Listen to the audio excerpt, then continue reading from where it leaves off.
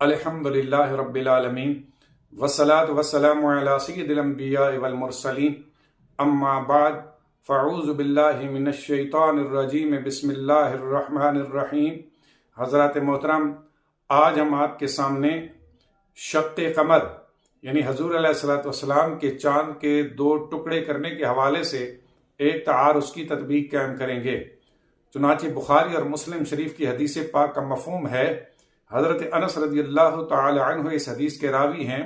फरमाते हैं कि मक्का वालों ने हुज़ूर नबी करीम सल्लल्लाहु अलैहि वसल्लम से मोजज़ा तलब किया तो हुज़ूर अलैहिस्सलातु वस्सलाम ने उंगली के इशारे से चांद के दो टुकड़े किए और उस वक्त लोगों ने देखा कि चांद के दोनों टुकड़ों के दरमियान सफ़ा की पहाड़ी थी। यानी चांद का एक टुकड़ा सफ़ा के एक तरफ था और चांद का दूसरा टुकड़ा सफ़ा पहाड़ी की दूसरी तरफ था। अब इस हदीस पाक से मालूम हुआ कि जब चांद के दो टुकड़े थे तो लोगों ने देखा कि एक टुकड़ा सफ़ा के एक तरफ था और दूसरा सफ़ा के दूसरी तरफ था, जबकि इसके बरक्स दूसरी हदीस पाक का मफ़हूम है कि हुज़ूर नबी करीम सल्लल्लाहु अलैहि वसल्लम ने जब चांद के दो टुकड़े किए तो उन दोनों टुकड़ों के दरमियान हिरा था। मतलब ये कि चांद का एक टुकड़ा हिरा पहाड़ के एक तरफ था और दूसरा टुकड़ा हिरा पहाड़ के दूसरी तरफ था।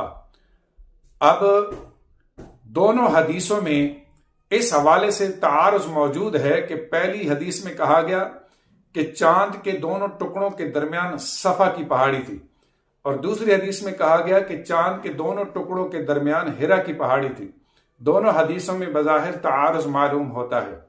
अब इस तारुज़ के दरमियान तत्बीक किस तरह कायम होगी कि याद रखें, हदीसों में इख्तिलाफ ये चांद के टुकड़े देखने वालों के मकाम के इख्तिलाफ की वजह से है, क्योंकि जिन्होंने सफ़ा की पहाड़ी के पास चांद के दो टुकड़े होते देखा तो उन्होंने देखा कि दोनों टुकड़ों के बीच में सफ़ा की पहाड़ी थी। यानी एक टुकड़ा सफ़ा के एक जानिब था और दूसरा दूसरी जानिब था। और जिन्होंने चांद के दो टुकड़े जबले नूर पर खड़े होकर देखे थे तो उनके मुताबिक दोनों टुकड़ों के बीच में गारे हिरा का पहाड़ था। यानी चांद का एक टुकड़ा हिरा के एक जानिब था और चांद का दूसरा टुकड़ा हिरा के दूसरी जानिब था। लिहाजा दोनों हदीसों में चांद के टुकड़े देखने वालों के मकाम के मुख्तलिफ होने की वजह से दोनों हदीसों में बज़ाहिर इख्तिलाफ नजर आता है।